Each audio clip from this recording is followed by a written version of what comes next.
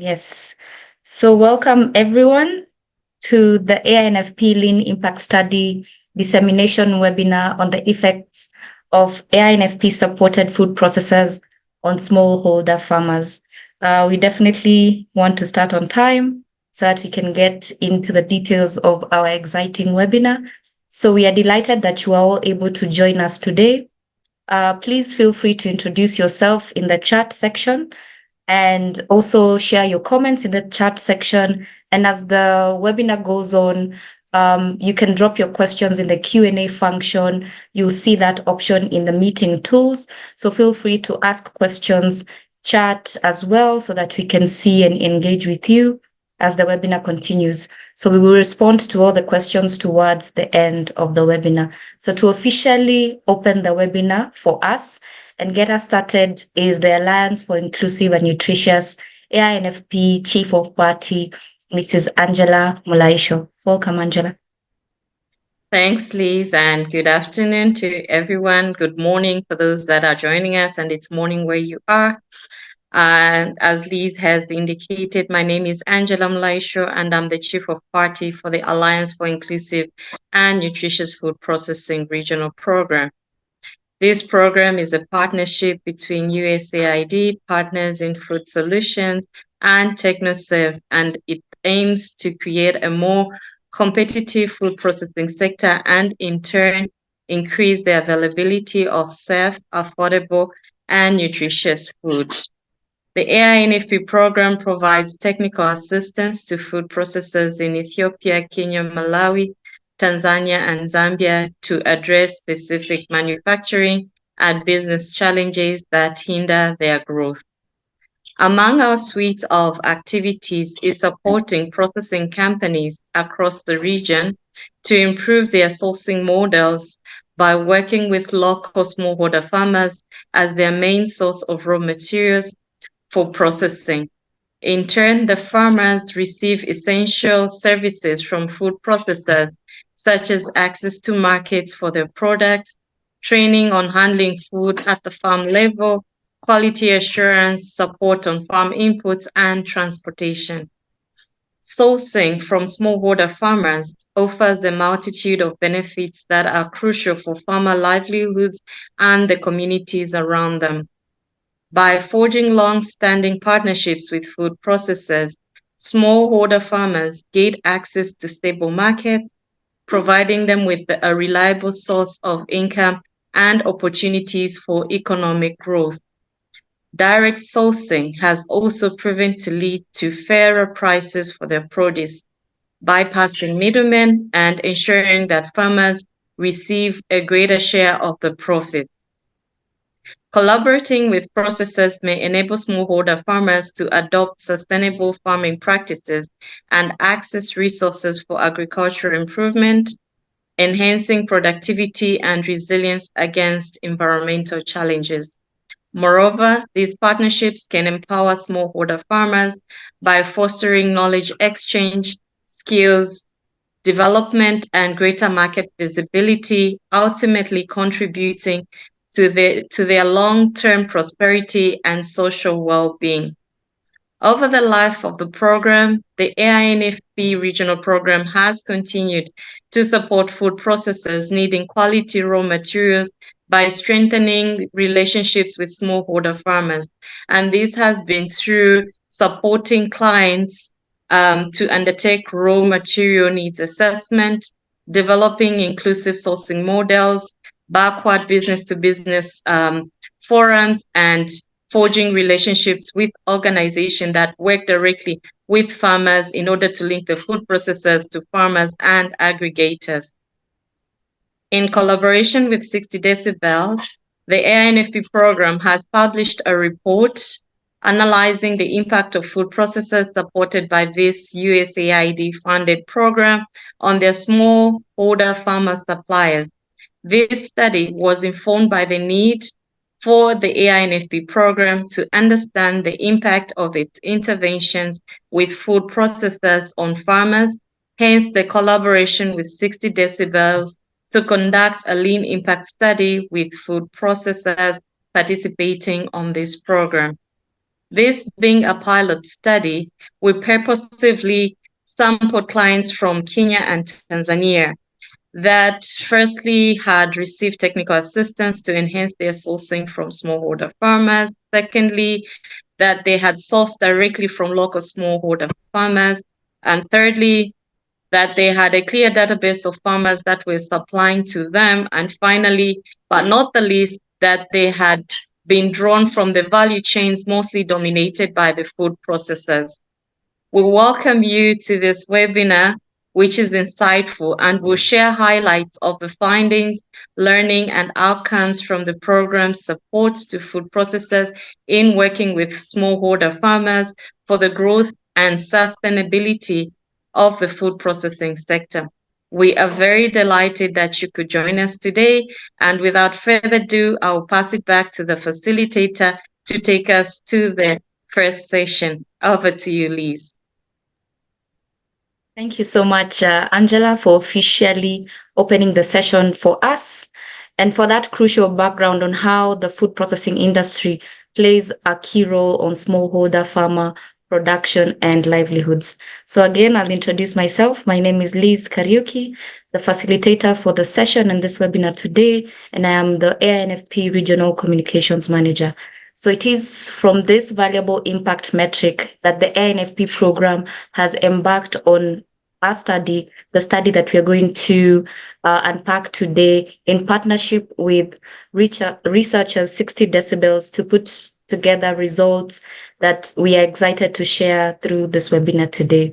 So I'll welcome Ms. Malavika Rangarajan, a 60 Decibel associate who has worked with the AINFP program and engaged with farmers working with some of the food processors we will hear from today to introduce us to 60 Decibels and give us details on the study methodology and share the study findings. Welcome, Malavika. Thank you so much for the introduction, Liz. I hope I'm audible. It's really such a pleasure to be here because the study was interesting in so many ways. We got to hear diverse voices of farmers across Kenya, Tanzania, but also across various value chains. So I'm super excited to walk us through some of the key findings of the impact study. Great. Before I begin a little bit about 60 Decibels and what we do, we're in the business of listening better to people, and whether that's sort of customers and users, stakeholders, beneficiary, what have you. The idea is we want to listen to them through short phone-based surveys that help us gather data and feedback, in this case from farmers, in a manner that's quick as well as affordable. We then also benchmark that data against the performance of peers within various sectors. So largely we focus on agriculture, energy, financial inclusion, to name a few. I primarily focus on the agriculture team of 60 Decibels, so this study is super exciting to introduce to everybody. I want to spend a minute or so explaining the model here. So last year, TechnoServe partnered with 60 Decibels to understand the impact that food processors who were supported by AINFP have on their smallholder farmer suppliers. The names that you see to the left of this page, Spendo's Dairy, AA Nafaka, and Delish and Nutri are the three food processors with whom we spoke, and their farmers were the ones we spoke to. Spendo's Dairy is a company based in Kenya. As the name gives it away, they work with dairy farmers, and they're in the business of selling pasteurized milk and other such milk products like yogurts in the market. AA Nafaka primarily focuses on the Songwe region of Tanzania, where they work with maize, sunflower, as well as rice farmers. They supply fortified maize flour and sunflower oil to the market. Finally, we have Delish and Nutri based in Kenya. They engage with bean farmers as well as groundnut farmers in order to supply fortified products like peanut powder in the market. These food processors were supported by AINFP and their stakeholders in order to strengthen their sourcing models through various channels, right? So smallholder suppliers or farmers sell directly to these food processors. And 60 Decibels comes into the picture because we spoke to these farmers to understand their experience of engaging with the food processor, whether that's for the market access component or allied services that they provide.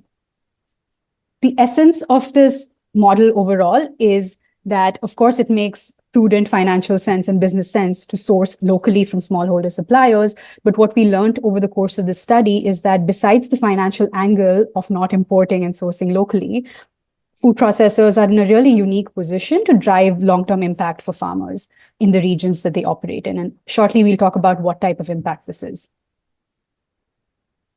I'm not going to go into the nitty-gritty of the methodology, just giving you a brief overview here of how the study was conducted. We spoke to 521 farmers between August and September of last year. These farmers were spoken to by our locally trained enumerators in Swahili, and each survey lasted about 20 to 22 minutes. You might be curious, well, what did this survey cover? What did we ask farmers about? So these are the 6 dimensions that our survey focused on that you see on your screen. Of course, in the interest of time, we are not covering every single dimension in this presentation, but we will talk a fair bit about farmer impact as well as satisfaction. Farmers also got to reflect on the perception of service delivery and how they felt about the engagement. Like Liz mentioned, please feel free to use the chat box. If you have any questions along the way, we're happy to address them at the end. Okay, a quick moment to acknowledge our farmer base and what their profile was like. So typically the farmers that we spoke to were about middle-aged farmers who had been engaging with the company for about 1 to 2 years, if not more. As you'll notice that the value chain is vastly diverse, so it definitely influenced the type of responses that we heard from respondents. We spoke to 275 farmers from the Espendo's value chain, 150 from Delish and Nutri, and 96 from AINFP. Luckily, we also got to speak to a subset of female farmers as a part of this study. In terms of the services that food processors provide, of course, we have the food processor representatives here, so they're best placed to talk about this. But just a quick summary, besides market access, which is food processors procuring produce from farmers, there were allied services offered, such as access to inputs, training, and in the case of AINFP, for example, there were other services like storage, transport, milling, etc. At the start of the survey, we asked farmers a question. We said, could you easily find a good alternative to your food processor services? Interestingly, 7 in 10 on average said that they lack access to a good alternative for their food processor. Now, this has 2 interpretations. One, truly, there could not be a lot of alternatives in the market, so farmers sort of rely or depend more on these food processors. The other interpretation is that it is possible that there is competition in the market. That said, farmers could still be preferring these food processors as the access point to a lot of essential services. Okay, I've spoken a fair bit about the farmer profile and methodology, and I don't want to hold us back from the more meaty, exciting parts of this presentation. But I do want to bring your attention to some of the farmer quotes that we've sprinkled throughout this presentation. It truly helps you get a better look at what the data was like. So here's a female farmer from AINFP who talks about how she could save a lot of money because of the storage that was covered by the company. Okay. This presentation is broadly going to cover insights across 3 dimensions. So first, we're going to talk about how the food processors are impacting farmer livelihoods. Second, we'll speak about the satisfaction levels of farmers, which is to what extent are they happy with their food processors.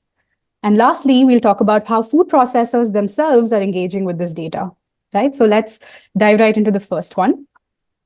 To understand impact, one of the metrics we wanted to use was the way of farming metric. The question simply goes, has your way of farming or rearing livestock changed because of the food processor?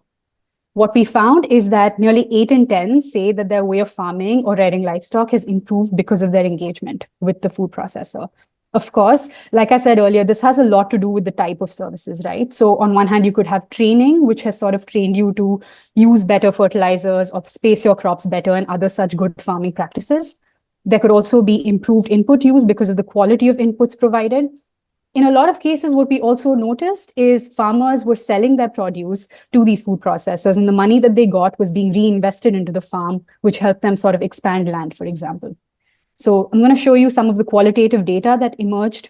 So you'll notice, take, for example, Espendo's dairy. Farmers spoke a lot about the high quality of dairy meals that they were getting from the company, which is helping them improve their way of farming. So Espendo's dairy is not just collecting milk from them, they're also giving them inputs. Similarly, Delish and Nutri, you'll see that the top theme is improved fertilizer or pesticide use.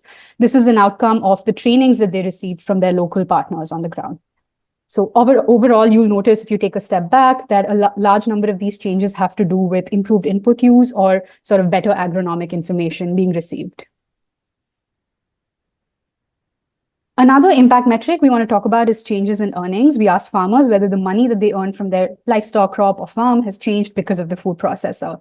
Of course, this is an intuitive link because if you're selling to someone, your money is likely to increase. That said, what was super interesting about this is that we could quantify that. We found that 82% of farmers reported increased earnings because of their engagement with the food processor, with a third reporting significant improvements, which is they're saying that their earnings very much increased since the engagement.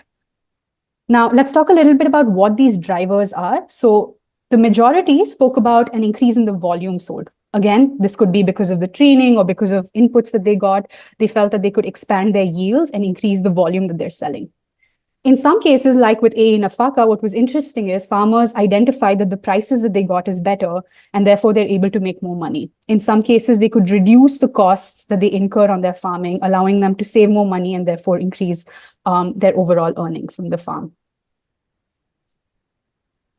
All of this just to say that the engagement that the food processors have with farmers have significant downstream effects. At one point, there's access, and then over time, you'll notice there's change in practices and eventually change in livelihood income. Here's a female farmer's voice from Espendo's Dairy who talks about how the dairy meals contributed to better milk production. Okay, so we've spoken a lot about farmer impact. I'm going to now move on to the satisfaction section. So how satisfied are farmers with their food processors? To measure satisfaction at 60 decibels, we use the Net Promoter Score. The question is as follows. On a scale of 0 to 10, how likely are you to recommend your food processor to a friend or family member, with 0 being not at all likely, so that's bad, and 10 being extremely likely, which is a good thing. Anyone who gives a score of 9 or 10 is classified as a promoter, so there's positive word of mouth there, they're generally happy with your services. 7 or 8 as a rating implies that, well, they're happy and they're satisfied, but there could be more to push them over to the 9 or 10 category. And anyone who gives a rating of 6 or lower is called a detractor. This is a person who could possibly be dissatisfied with the services, is looking for more, or has higher expectations, right? The way we calculate the Net Promoter Score is we subtract the proportion of detractors from the proportion of promoters, and that gives you a score. For all of the food processors, on average, the Net Promoter Score is 41, which is good when we compare it to the 60 decibels agriculture benchmark in the East Africa region. You may wonder what some of the qualitative drivers of satisfaction are, and these are what you see on your screen, split by food processor. Again, if you zoom out and take a step back, the top sort of key drivers of satisfaction are timeliness of service delivery, whether that's payments or whether that's pickup of produce. The other driver of satisfaction is good customer service and themes like trustworthiness and reliability. This, of course, is expected, but it's interesting to see how, what is top of mind for farmers and what are they talking about when we ask them, why are you likely to recommend someone? It would be incomplete to talk about satisfaction without spending a few minutes on challenges. Of course, a quarter of the 521 farmers we spoke to report challenges with their food processor. Expectedly, these challenges have to do with service-related delays or poor prices. Poor prices is often a pain point for a lot of farmers. You'll see a quote here where someone's talking about delayed milk collection, for example. So that plays a significant role. Another interesting trend we noticed with challenges is that people with challenges are more likely to have access to alternative service providers in the market. What that means is if you know you have access to an alternative or someone else, your expectations could change simultaneously, or you could expect more from your current service provider, and your perception overall would change of that company. A little bit on a few other metrics we asked on the service delivery dimension, right? So we wanted to sort of understand how are farmers perceiving these allied services like training, market access, etc., right? So you'll notice about 55% of farmers overall said that they would sell much less in the absence of their food processor, indicating higher reliance, right? 88% of farmers said that their payments are always on time from the food processor, and a similar proportion are saying that they find their food processor to be very trustworthy. Both metrics are intricately correlated when we ran the analysis, right? When it comes to price, about half said that the price was very good or good. Price, we have to remember, is highly context dependent and depends also on the value chain and the regions in which they're operating. Price remains a pain point, but yes, the perception varies across the food processors. A few other metrics we asked farmers about was effectiveness of training. How easy did you find the training to be in terms of comprehension? Could you apply it to your work? We also asked questions around inputs. Were your inputs delivered on time, which is exactly when you needed it? How did you find the quality of inputs? And across all of these metrics and dimensions, all food processors fared fairly well across these. I want to take a quick pause and discuss why these are important to talk about and why service delivery has such a deep role to play in delivering deeper impact among farmers, right? So if a farmer is satisfied with your services, it's likely that they will, of course, continue to sell to you in the future and more than anything, trust you and stay loyal, right? If I'm a farmer who gets paid on time, generally thinks that my interests are being put first, my produce is being picked up exactly when they said they would, and I generally trust this company. Yes, I'm likely to be loyal and recommend them to other people. And the loyalty here helps the business significantly because they're able to build more consistent and reliable supplier relations. But that's on the business angle, right? More importantly, for farmers, you have this engagement that's allowing you to access essential services, but at the same time, realize certain long-term farm outcomes, right? So for instance, the training. You learning how to sort of apply fertilizers at a certain frequency has long-term impacts on how you farm, not just on the quality of your crop, but also sort of your income and earnings eventually and yields. Similarly, think about payment timeliness. If you're paid on time, it's likely that you're able to also meet your household needs on time. And I know we haven't spoken about the quality of life metric. It's a metric we use at 60 decibels to understand what's top of mind for a farmer. If their quality of life is improved because of a food processor, why is that? Most farmers largely said that it's because of their ability to meet household expenses. And number two, their ability to pay fees and, sort of pay for the education of household members. All of which is obviously expectedly linked to how quickly you receive your payments and your ability to sort of invest that money back into your farm or your household. All this to say that food processors are in a very interesting, exciting, and unique position to sort of not just strengthen their own sourcing models and strengthen their own supplier connections, but they're also able to open up these doors for farmers, deliver long-term livelihood impact, while at the same time sort of propel their business ahead, right? And I'm sure you're probably wondering, what do food processors think of this data? Does it make sense? And how are they using this? And how will they continue sort of seeking feedback from their farmers? And to discuss that, I'm going to move on to the next part of the presentation, which is going to be facilitated by Josephine from TechnoServe. Josephine, over to you to introduce our wonderful panelists and talk a little bit more about how this data gets used. Thank you, Malavika, for drawing us into the process and findings from the AINFP Smallholder Farmer Sourcing Lean Impact Study. My name is Josephine Otieno. I'm the AINFP Deputy Chief of Party, and I will be moderating our session this afternoon. So to further assist us in unpacking the evidence of how working with food processors can positively impact smallholder farmers, I am extending a warm welcome to our panelists for the day, inviting each and every one of them to give us a 30-second brief introduction. We can start with Emma. Over to you. Hi, good afternoon, everyone. My name is Emma Karue. I work at Aspendos Dairy Limited, and we process milk. I'm glad to be here. Thank you. Thank you. James. Good afternoon, everyone. My name is James Moturi. I'm the CEO of the company called Adelition and Nutri. We process various nutritious products, mainly notably the peanut-based products and also high iron beans products. Thank you. Thank you. Severina. My name is Severina Pomwakateba. I'm director of AINFP-supported Limited.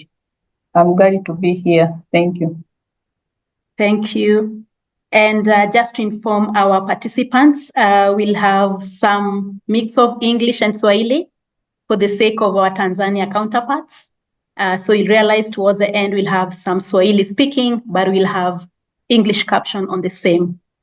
So to take us straight onto our discussion, I'll invite Aspendos Dairy to take us through the process they've gone through in the program. And we'd want to hear from them as a business that has participated in the AINFP program and received support to develop business strategy, that included plans to strengthen their relationship with farmers, what stood out from them from this study? And how has Aspendos Dairy utilized the learnings from the study? Over to you, Emma. Thank you very much. I think for us as Aspendos, we are pleasantly impressed because sometimes you're in business and you don't actually realize that you have impact on the ground. I think fundamentally there is a statement from a farmer who said, I'm now able to pay school fees for my children. That I think is on the page 1. And then we have another one of the farmer who talked about their impact on COVID-19. And the farmer says that they were delighted that Aspendos continued to increase the prices of their produce, even when the other partners were decreasing their prices. We've also been running a program on extension services, and it was interesting to find that there is indeed impact on the extension services and the quality of the services that our team has been offering, but not to the extent that we would have expected, because we have created more capacity in terms of the extension services, but only for us to say that that's only affecting 20% of the farmers. So that's a bit more of a disappointment, 25%. Brilliant to see that our name evokes trustworthiness to the customers and to the farmers. And I love the comment that the farmer said 90% of the farmers trust Aspendos. It was also good to see that the fact that we work so hard to make sure that we pay the farmers by the 8th of every month has paid results, because most of the farmers say that timely payment mattered for them. So the impact, the report from Malaika and the team, and glad to see you again, Malaika, was really good just to see what Aspendos is doing and also to highlight for us the areas where we can do better. Big disappointment to see customer service has featured very widely on this. So it is something that our team, some of them are on this call, will be able to engage and ask ourselves, where have we dropped the ball? So the report is good. It encourages us to see that we don't just exist for making money, but we are having an impact on our farmers. So thank you, Josephine. Thank you so much. Yeah, thank you, Emma. And we would also want to hear from James from Delish and Nutri, what stood out for Delish and Nutri and how they're utilizing the learnings from the study. Thanks a lot. I think from our side, this was one of the first independent survey that we had done, where we were subjecting our farmers now to an independent firm that is going to engage them and to check the impact that we're having, and also advise us on different areas of improvement that we can have. I'd like to thank Maravika for this. It was quite insightful, and to highlight that from us, the farmers were drawn from different groupings, because we have some farmers that we work directly with, where we have our own agronomists working with those farmers. We have other farmers where we have a contracted, or rather we have a relationship with a cooperative. So the cooperative is the one that is engaging more farmers, and we are providing access to markets. And also in some regions, based on the network we had there, we had engaged other type of a grouping. For instance, there's one area where we had a local entrepreneur who is now working with those particular farmers and topping up with some buying the products from the farmers and topping up with some logistical margin and now selling to us. And based on the results that came through and the different products, we were able now to compare and could see the areas of improvement that we require. And one of the things that has stood out is in as much as we are working with local networks, let's say cooperative or other type of groupings, there's that need also to keep engaging our people, to keep engaging also with the farmers to see how we can improve on our service delivery. It has been emphasized how service delivery is a very critical thing for farmers to feel that satisfaction. So I think since then now we have also increased that engagement directly with the farmers, not to overlook the local networks that we had, but also to be able to understand what farmers are facing. And one of the key things that is coming out is like the timely payments, because for some of the area we were relying on this local network to be able to aggregate and now sell to us. And I think that process of aggregating is where some questions as a detractor could be coming out from a perspective of late payments. So the issue of timely payments, it's a key thing that has been emphasized, and also that I would like to emphasize here how we have seen the quite impact. So it stood out quite well, and helping us to refine the model that we work with, define our model of service and delivery to the farmers, and how we are engaging farmers for the betterment of the company, to increase the loyalty, and to ensure that we have a long-term relationship with them. Thank you. Thank you. Yeah, thank you, James. And I'll now turn over to Severina from Tanzania. We'd want to hear from Severina how they intend to also use the results from the study. Severina, tungependa kusikiza kutoka kwako jinsi mna mipango ya kutumia matokeo ya huu utafiti. Karibu Severina. Asante. Nashukuru sana kwa hii program. Kwa kweli kutokana na hii program tumejipanga na tumeshaanza kufanya training kwa wakulima na tumeajiri wafanyakazi wapya ambao ni meneja pamoja na muhasibu na bwana shamba, ambao huwa tunawakusanya wakulima kila baada ya miezi miwili, tunawafanyia training pamoja na kuwaita hao watabiri wa hali ya hewa. Wanakuja kutabiri kwamba ni mwaka huu kutakuwa na mvua ya kiasi gani na wapande mazao gani. Na pia tumeplani kuwaongeza, yani kuwaunganisha zaidi na watu wanaouza pembejeo, agriculture inputs, ili waweze kuimprove zaidi katika mazao yao, ili waweze kuongeza kipato zaidi na sisi pia tuweze kupata mazao mengi zaidi. Na hizo program zote tumeshaanza, na vile vile tuna plani ya kuongeza storage, kwa sababu kwa upande wa kule Songwe kuna shida sana ya storage. Kwa hiyo wakulima wengi walikuwa wanahitaji storage, kwa hiyo tumejipanga nayo kuongeza ili wakulima waweze kusevu mazao yao vizuri na kuongeza maisha yao ya kufanya maisha yao yawe vizuri zaidi. Na vile vile tumejipanga kuwaunganisha na mabenki waweze kupata mikopo kwa ajili ya kuongezea mazao na kuongeza pembejeo ili kilimo kiwe vizuri zaidi. Na upande wa Songwe huwa kuna shida ya transport wakati wa season ambayo inaanza April. Kwa hiyo tumejipanga kuwa na nauli kwa ajili ya transport kwa bebea wakulima kutoka kijijini mpaka kule kwenye storage yetu. Asante sana. Na Asante nyingine Severina. ni kwamba tumeshaanza kuwapimia udongo. Tumeanza hii programu ya kupima udongo mwezi wa 3. Kwa hiyo tunawakusanya wakulima, tunawapimia udongo ili waweze kujua ni mazao gani ambayo wanatakiwa kulima. Asante sana. Yeah, thank you, Severina, James, and Emma.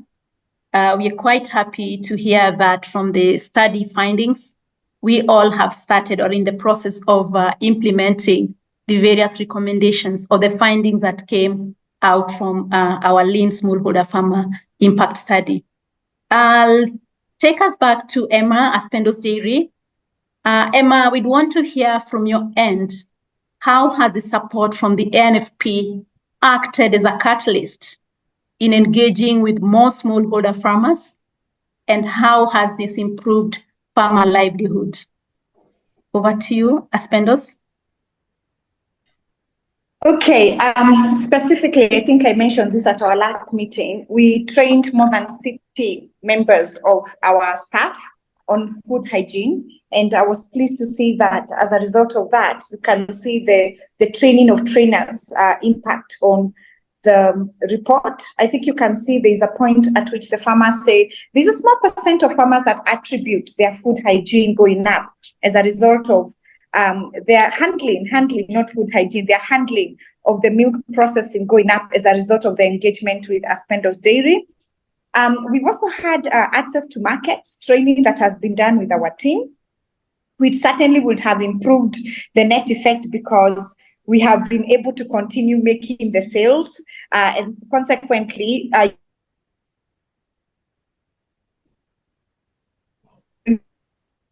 a result of dealing with their spenders, they feel that they have been cushioned, that the products are able to be purchased throughout the year. And you notice that in 2020, Aspendos dealt, one of the impact statement that has been mentioned by a farmer is that Aspendos was able to have a business continuity plan, and were able to continue collecting all the milk produce from them. And we were actually able to even increase the cost of the milk for them despite the pandemic. So in total, we can say there has been a lot of huge impact, which has spilled over to our farmers in terms of even consumer uptake of our products, which has meant that because our product has ready market, we are able to continue picking milk from all the farmers. Not one single report have I seen of a farmer who has said that we have not picked their product. So ours is a 365 days collection, and that I think has been appreciated by our farmers. Access to finance has also been critical. George and I attended that particular training, and you can see that it has impacted us positively. The farmers are able to get the animal feeds on time. The farmers are able to get the payments on time. So overall, I can say the impact of the training and the project has been positively skewed towards the farmers. Yeah, thank you, Emma. Did George want to add anything from Aspendos?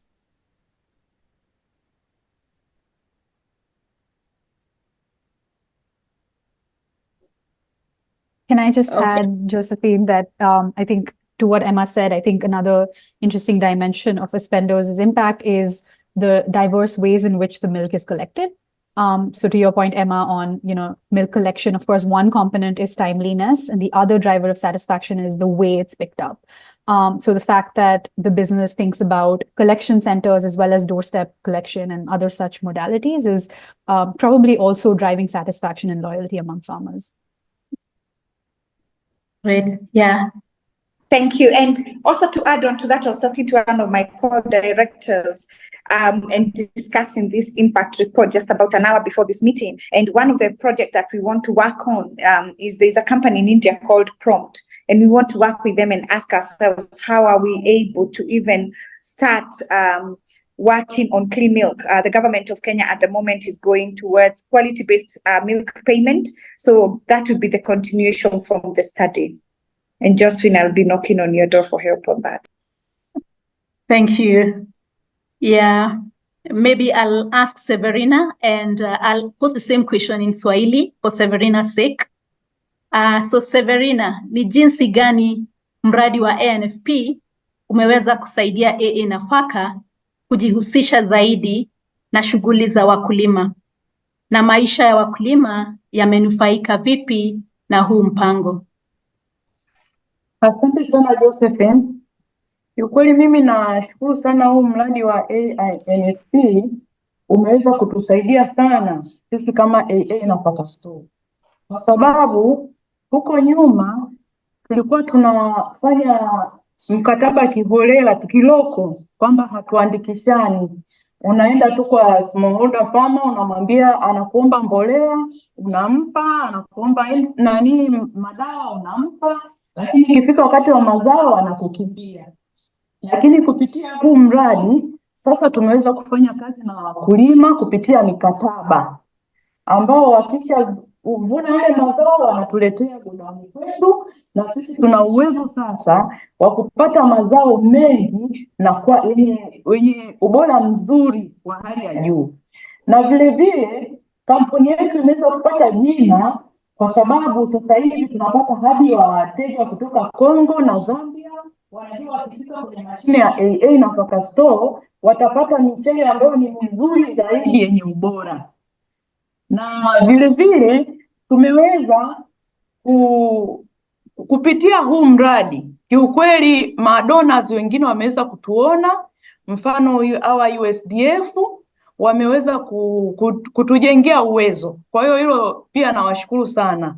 Wamenifanyia hiyo capacity building ambao ndio maana tayari tumeshaanza kufanya kazi kwa karibu sana na wakulima, kuwatembelea mara kwa mara, kuwapimia udongo na kuwafundisha vitu vingine mbalimbali ili kukwamua maisha yao. Na vile vile maisha ya wakulima wengi hasa wanawake yamebadilika, kwa sababu na mimi pia huwa nawapa mafunzo ya kuwajengea uwezo kuhusu biashara mbalimbali, na wanawake wengi, asilimia kubwa saizi wamejenga, na wengine nimewapa nafasi ya kufanya pale biashara, nimewafungulia kikundi, wao wanafanya biashara zao wakati wamehifadhi pale mazao. Kwa hiyo mimi naweza kuwashukuru sana sana sana, hii programu imenifanya nijulikane sana, kwa sababu tulivyokuwa tunafanya tulikuwa na wakulima wachache, lakini mpaka sasa tumeshafika wakulima 1118. Kwa hiyo nashukuru sana, asante. Asante sana, Severina. Thank you so much, Severina. I'll now pass the mic to James to also share with us how AINFP program has acted as a catalyst in engaging with more smallholder farmers, and how would you say this has improved farmer livelihood? Yeah, that's a lot, Josephine. I think on my side, I'd like to highlight that the survey we did was in addition to several other interventions that we had carried out in collaborations with the AINFP, all geared to improving our engagement with smallholder farmers. And as I had said at the introduction, groundnut is one of the key raw materials that we use. And in the past, almost over 80% of groundnuts has been imported. And we engaged with the AINFP to develop a comprehensive, inclusive business plan, which was highlighting step by step on how we will be able to substitute the imports of our groundnuts, because our groundnuts was mainly being imported from countries like Malawi, others come all the way from Argentina and India. So we developed these documents, an inclusive business plan that had a step-to-step approach on how we are going to enhance our engagement with the farmers. And it had different sections, including stakeholder mapping, looking at the issues of seeds, aspects of quality improvement. By quality, I'm looking at issues like aflatoxin mitigations, where we are able to engage stakeholders or a company that produces aflasafe that is used now by farmers, and it's a natural product. Aflasafe, which is used now in the ground to prevent aflatoxin controls. We are able also to highlight in that document how we are going to, the linkages that we are going to have with microfinance institutions, so as to be able to resolve issues on farmers to access finance. Also, they were providing trainings to farmers, so that farmers are able to look at their gross margin analysis. We realized also some farmers do not, when they're setting up the price, or when they're looking at what is the expected minimum yield, they have really not thought through from what is their net profit, so that they can be able to work out how are they going to increase the yield to be able to achieve a certain income. Also, we were able to look at mechanization needs. We realized for groundnuts, most of the farmers were sharing manually, which is a very cumbersome process. And due to this, we through that collaborations with the AINFP, we were able to map how we are going to provide shellers to farmers. And so all in all, it has been a comprehensive engagement. And I think before I forget, there was also now looking at the trainings, the good agronomic practices that the farmers need to have to ensure that the way they are handling the crop is going to be of a good quality, and also they are going to increase yield. So it's been quite an intense engagement we have had with the AINFP that has had a big impact to the company, to us, ensuring that we have a reliable source of raw material. To the smallholder farmers, now that we are able to guide them on how to increase their yield, like using inoculant, which has been proved that it can increase yield by 20%. But you find most of these research had not been disseminated to the farmers. It was done by the research institutions within the country, but had not been disseminated, and through the interaction with the AINFP. And we are able now to disseminate this to farmers for synergy, for mutual benefit. We are going to be able to get a product that we are processing. The farmers also are going to increase their revenue. Also, aspects of showing them how to prevent aflatoxin contaminations. Farmers are also consuming these products. So it works also in two ways, providing us with good quality materials and also improving the health of the farmers. So this was a big catalyst, and we continue to work on it. I think just as my colleagues have said, through this engagement, we have identified other partners who are also in this field. So it was a good launching pad which now has quite a big impact, even beyond the program. It continues now to have an impact to us. Thank you.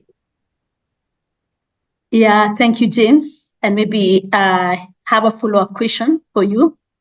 You've mentioned that besides the survey, there are other interventions that Delish and Nutri is implementing.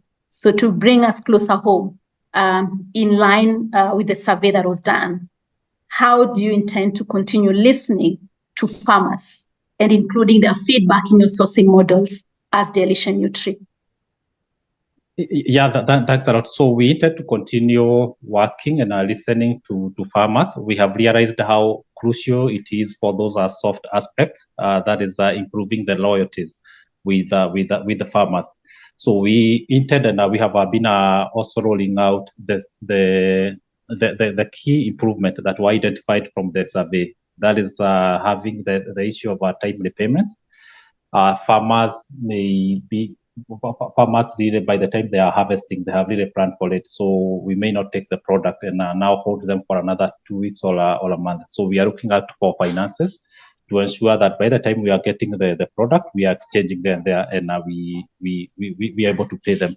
Also supporting the partners that we are working with. I think bulk of the challenge which were identified were once we investigated, we noted it's also arising from the farmers. These are the partners who have the ground networks, but also they were struggling with capital, so that they were looking forward to aggregating products without paying, and then now paying after they have aggregated enough to sell to us. So in that case, now we have improved aspects of how we are engaging with them, that they can be able to collect from the farmers. That is for the farmers that we have not engaged directly. Collect with the farmer, collect from the farmers, sending directly the risk to our finance unit. Our finance unit is able to pay. Even now, as we await now to have adequate quantities to be aggregated for delivery to our processing our processing warehouse. So, and also now with our regional agronomists are being in touch with farmers from different areas, just to be able to listen to the small aspect that they could be small aspect that farmers could be raising. I would also like to highlight the issue of yield.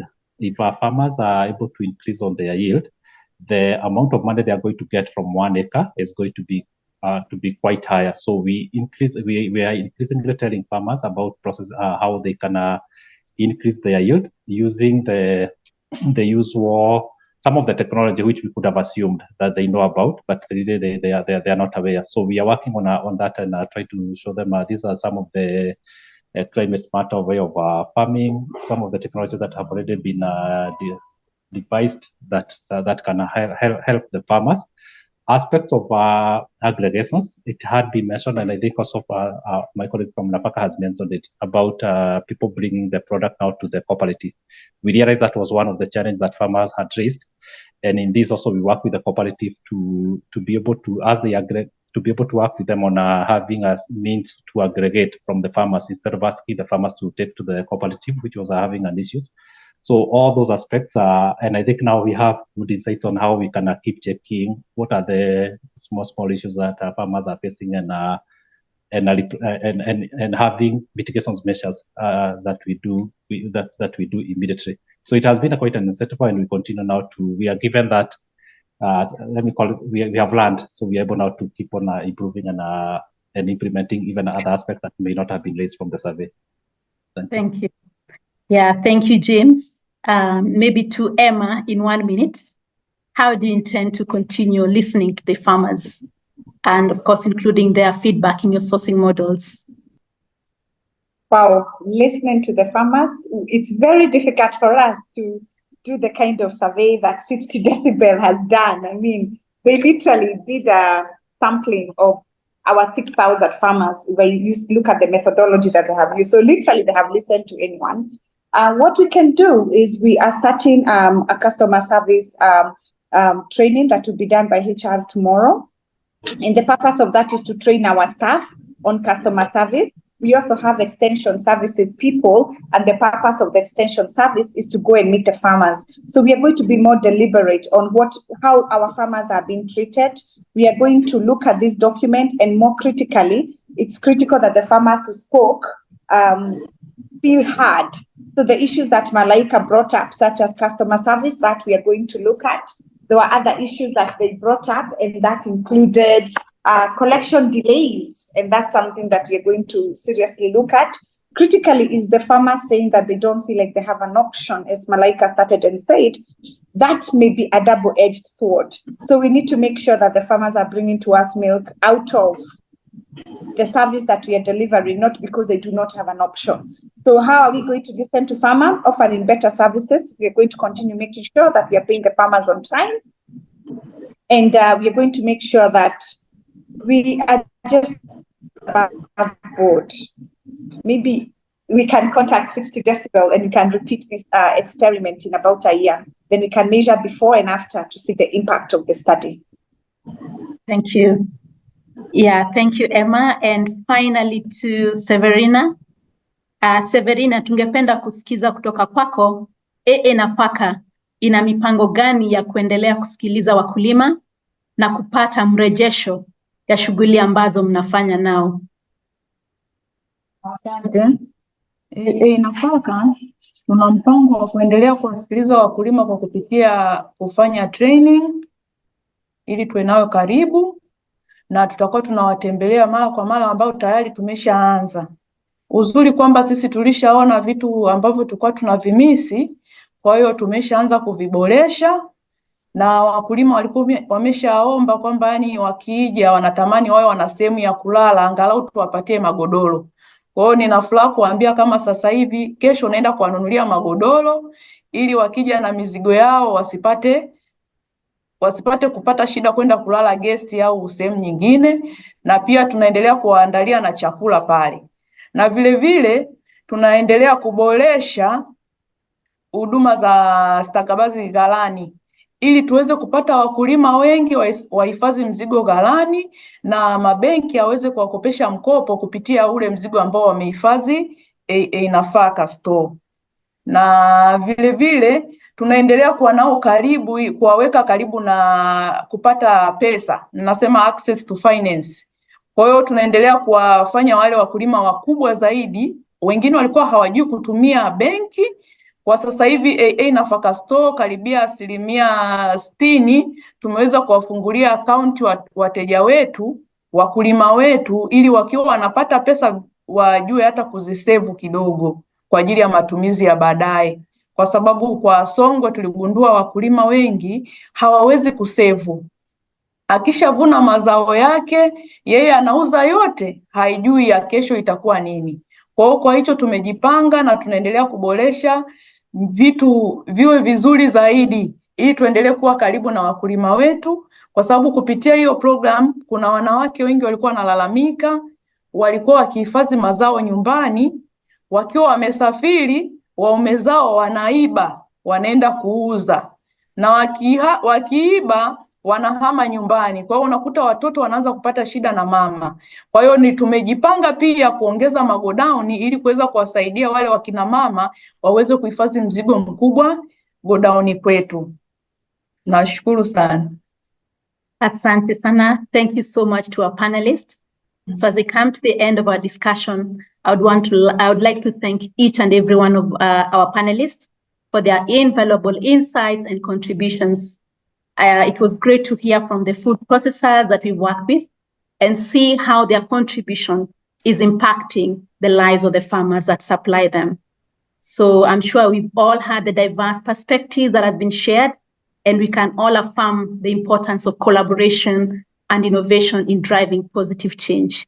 Thank you so much, and I'll hand it back to our facilitator.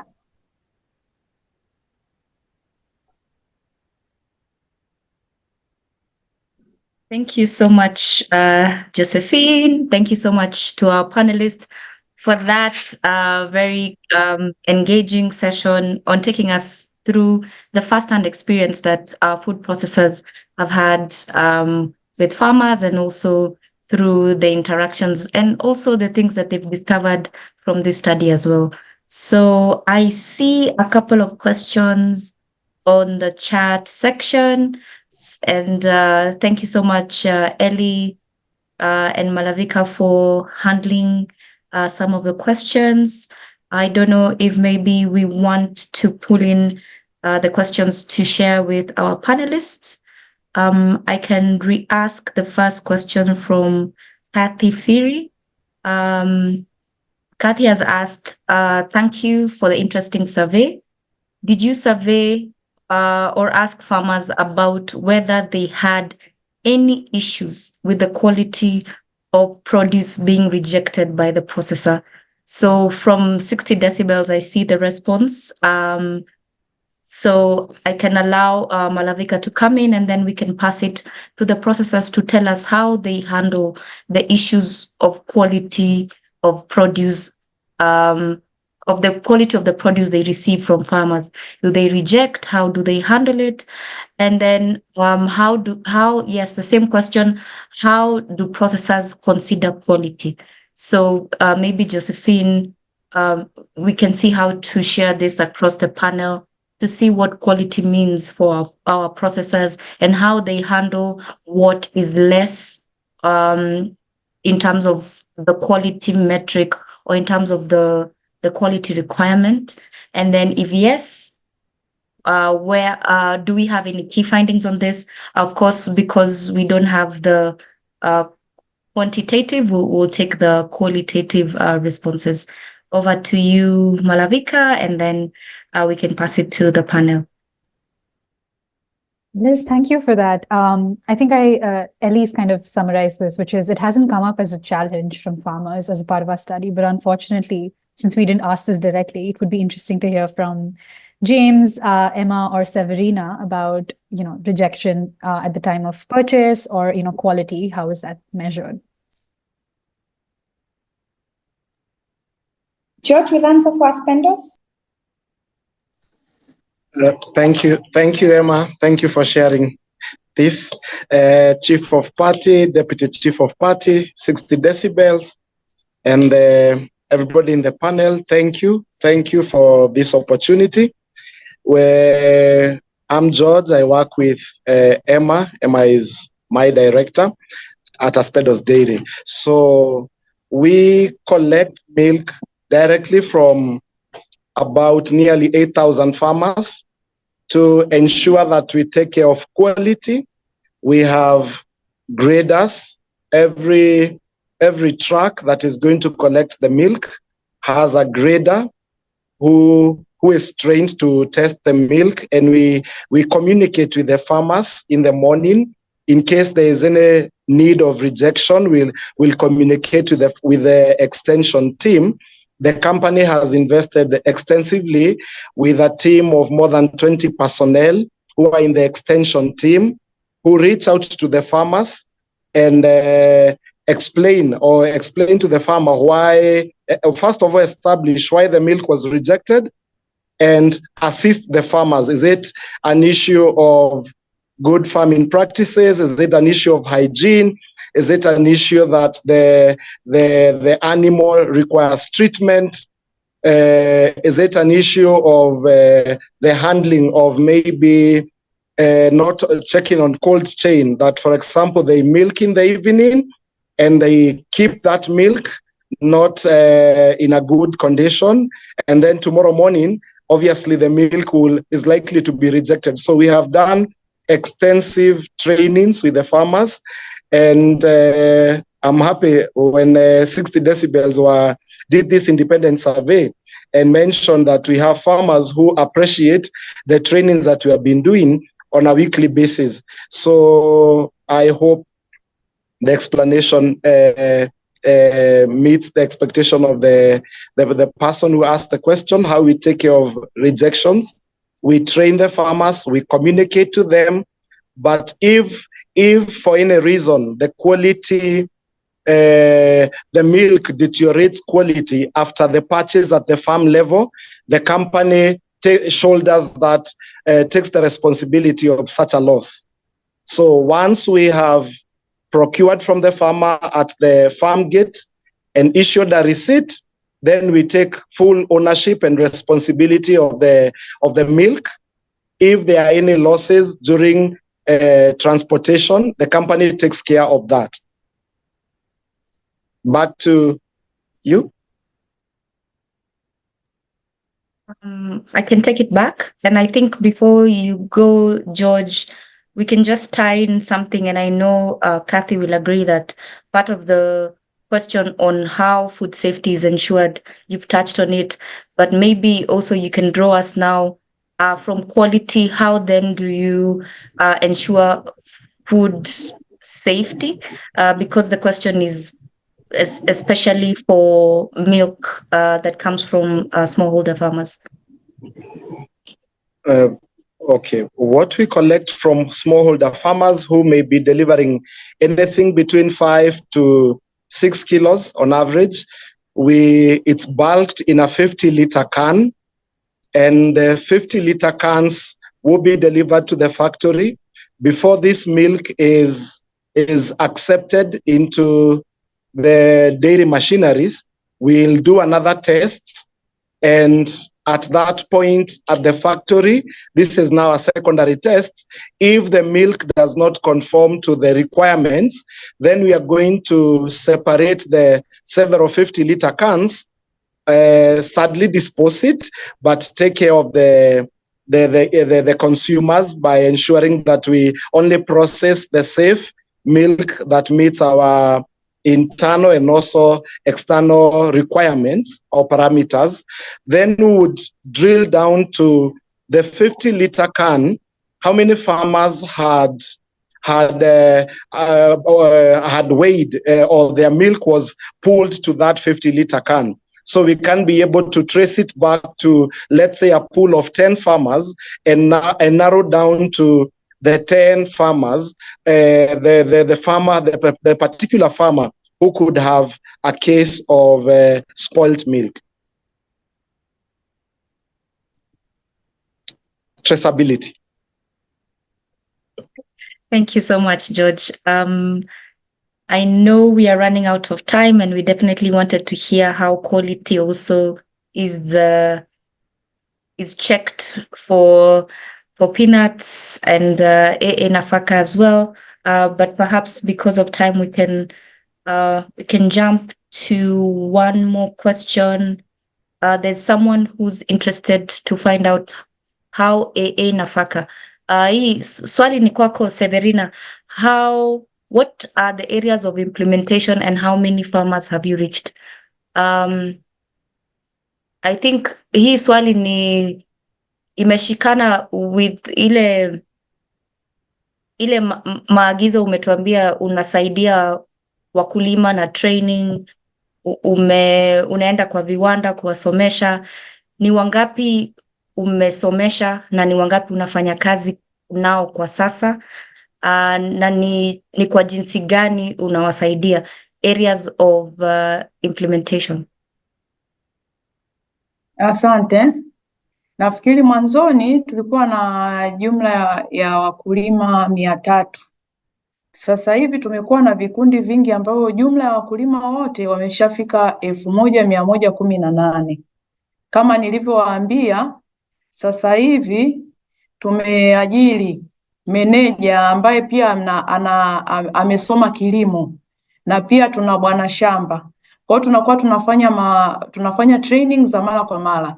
Hivi tarehe 14 nafikiri 14 au 12 tutakuwa na training tena Songwe, na wamama ambao tayari nimeshawajengea uwezo na waume zao wameelewa wako 112 pale mashineni pale AA nafaka store. Kwa hiyo ukienda hata leo pale nafaka store utawakuta wakina mama wengi sana ambao nimewajengea uwezo, wao wanaendelea kufanya biashara hapo hapo. Mkulima akija, wao ndio wanaonisaidia kumsimamia, kukobolewa mzigo wake. Mimi nakuwa tunamuunganisha na masoko na hakikisha kwamba mkulima haibiwi.